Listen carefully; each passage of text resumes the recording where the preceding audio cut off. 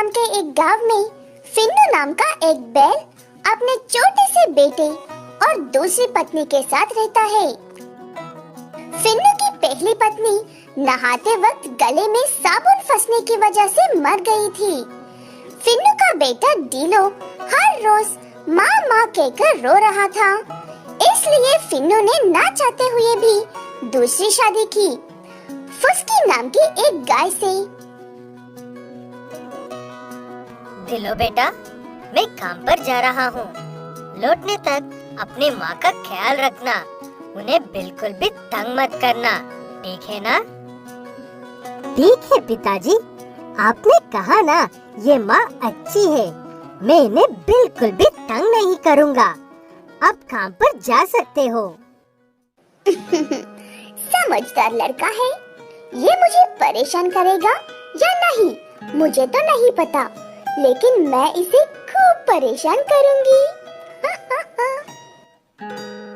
फुस्की गाय ये बात सबको हंसाने के लिए मजाक में कहती है, लेकिन फुस्की के लिए उसकी कही हर बात सच्ची ही थी।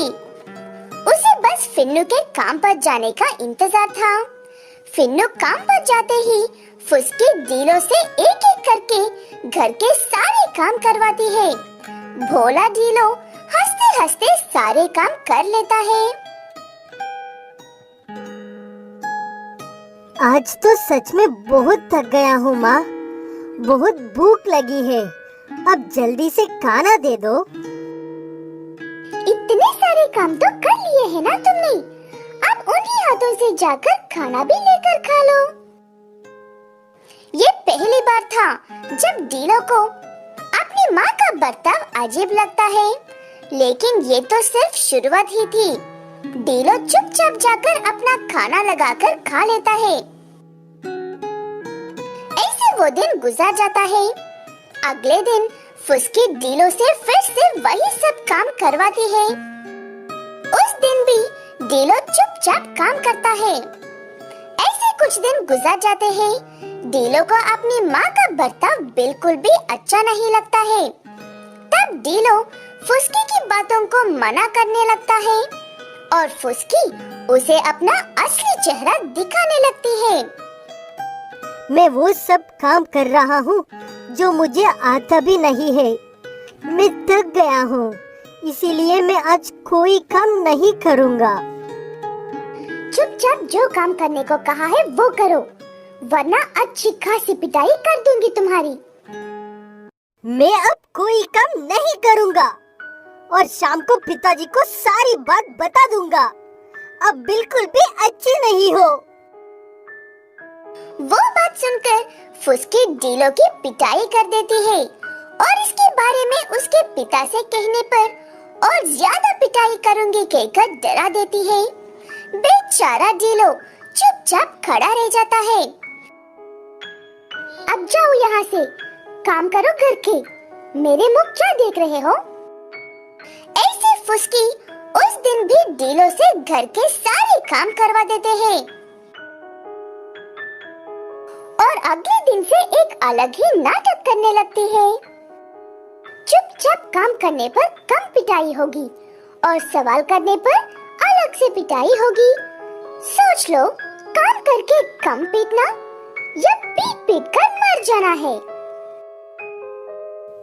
मैं तो सारी काम कर रही हूँ ना माँ, फिर भी मुझे क्यों पीट रही हो? मैं ऐसी कौन सी गलती कर दी है? फुस्की डीलो के उस सवाल का जवाब 2 थप्पड़ के रूप में देकर चुपचाप काम करने को कह देती है। ऐसे ही एक दिन डीलो के पिता को लगता है कि कुछ तो गलत हो रहा है, इसलिए वो डीलो से बात करते हैं। सब ठीक तो है ना बेटा? मुझे तुम्हारी तबीयत ठीक नहीं लग रही है।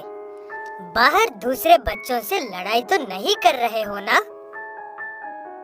हाँ, दिन भर घर के बाहर ही रहता है, मेरी एक भी बात नहीं सुनता है। आप ही समझाओ उसे, प्यारे डीलो को। उसे उसका जवाब खुद ही देने दो। तुम जाकर जब तक खाना गरम करो। फिन्नू की बात सुनकर फुस्की को पहली बार डर लगता है, लेकिन डीलो अपने पिता से कुछ भी नहीं कहता है। सब खाना खाकर चुपचाप जाकर सो जाते हैं। सब सोने के बाद फुस्की और डीलो ऐसे सोचते हैं, लगता है इसे मेरा बहुत ज्यादा डर है, इसलिए मौका मिलने पर भी अपने पिता से कुछ नहीं कह पाया। पिताजी बिल्कुल भी माँ जैसी नहीं है। उन्हें कैसे भी करके माँ की सच्चाई दिखानी होगी। ऐसे कहते हुए डीलो उसके पिताजी काम पर जाने से ठीक कुछ देर पहले ही फिन्नू का पर्स छुपा देता है। वो लेने के लिए वापस आए हुए फिन्नू को फुस्की का राक्षसी चेहरा दिखता है। तब फिन्नू, मुझे पता था कुछ तो बुरा हो रहा है, लेकिन मुझे तुमसे बिल्कुल भी ये उम्मीद नहीं थी। निकल जाओ अभी का अभी मेरे घर से। मेरे बेटे के लिए मैं ही काफी हूँ, किसी की जरूरत नहीं है मुझे। ऐसे कहते हुए फिन्नू फुस्की को घर से भगाकर डीलो को उससे बचा लेता है। धौलपुर गांव में लिल्ली नाम की एक छोटी सी गाय अपनी माँ के साथ रहती थी। लिल्ली की माँ सुबह होते ही काम पर चली जाती थी और शाम होने से पहले लौटकर नहीं आ पाती थी। इसलिए लिल्ली दिन भर घर के पास अकेले ही रहती है। माँ, आप मुझे इतना कहने पर भी अपने साथ भाई को क्यों नहीं लेकर जाती हो? यहाँ घर के पास सुबह से शाम तक अकेले बैठ मेरा दिमाग खराब होता है। वो लोग इतनी मेहनत करने पर भी मुझे ही 2 पैसे देते हैं बेटा। अगर तुम मेरे साथ आई तो वो तुमसे भी काम करवाएंगे और 1 पैसा भी नहीं देंगे। इसीलिए लिल्ली की माँ उसे अपने साथ नहीं लेकर जाती है, लिल्ली को बेकार की मेहनत से बचाने के लिए। लेकिन आज लिल्ली की माँ उसे घर के बाहर जाकर खेलने की सलाह देती है। लिल्ली के घर एक शमशान घाट के सामने है। लिल्ली दिन भर वहाँ पर आने वाले लोगों को देखकर ही अपना वक्त गुजारती है। ऐसे ही एक दिन लिल्ली उन्हें बड़े गौर से देख रही थी। ऐसे कहते हुए लिल्ली इंतजार करती है। वो सब वहाँ से जाने के बाद वो पैसे उठाकर वहीं पास वाली दुकान में जाकर कुछ खरीदती है, लेकिन वो दुकान वाला लिल्ली को कुछ भी नहीं देता है। लेकिन ऐसा क्यों? मैं आपसे मुफ्त में तोड़ी मांग रही हूँ, कुछ भी पैसे तो दे रही हूँ ना। पैसे तो दे रही हो, लेकिन लशों पर लुटाए हुए। मैं ऐसे पैसे नहीं लेता हूँ, कहीं और जाकर खरीदो इन मनहूस पैसों से। लिली को कुछ भी समझ में नहीं आता है, इसलिए वो पैसे ले जाकर अपने घर में छुपा लेती है। ऐसे कुछ दिन गुजर जाते हैं। लिली हर रोज उन पैसों को उठाकर इकट्ठा करती है। ऐसे उन पैसों से लिली एक बर्तन भर देती है। वो देखकर लिली की माँ, ये क्या है लिली बेटा, इतना सारे पैसे कहाँ से आए घर में? क्या ये पैसे तुम्हारे हैं?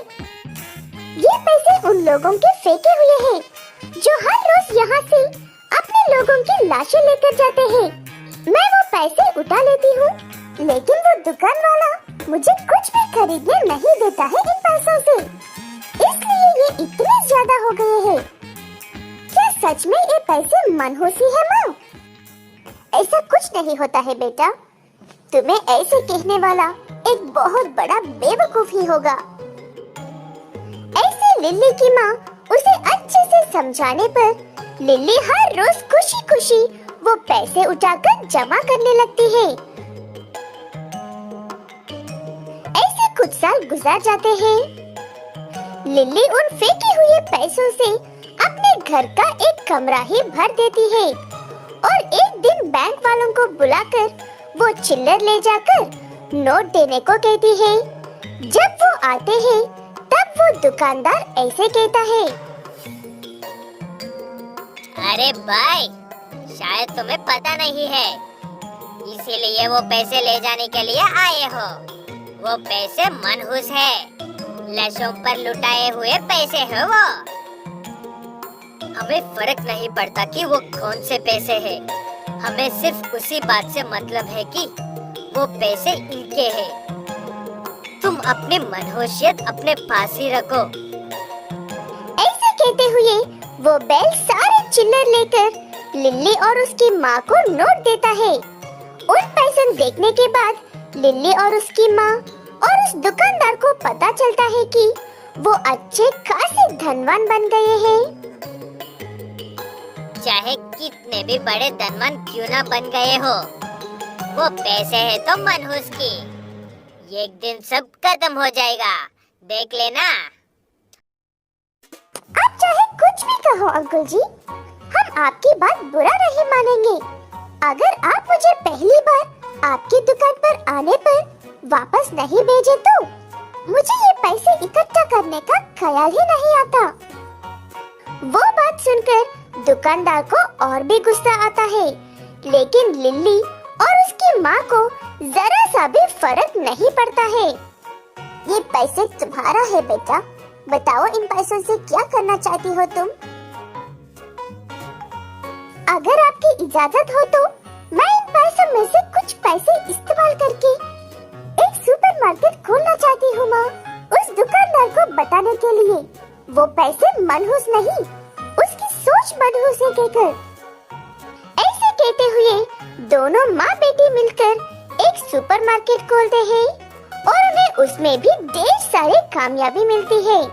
तब उस दुकानदार को समझ में आता है कि वो सब तो अच्छे ही है। छोटी सोच रखने वाला वो दुकानदार, वो सब तो अच्छे ही है। छोटी सोच रखने वाला वो दुकानदार अपनी जिंदगी में कभी भी आगे ही नहीं बढ़ पाया है।